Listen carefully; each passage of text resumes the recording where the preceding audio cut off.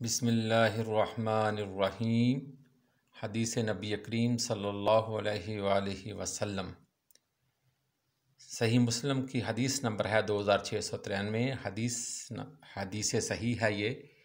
حضرت ابن عباس رضی اللہ تعالیٰ عنہ سے روایت ہے کہ ایک عورت رسول اللہ صلی اللہ علیہ وآلہ وسلم کی خدمت میں حاضر ہوئی اور عرض کی، میری والدہ فوت ہو گئی ہے اور اس کے ذمے 1 ماہ کے روزے ہیں، تو آپ نے فرمایا تمہارا کیا خیال ہے؟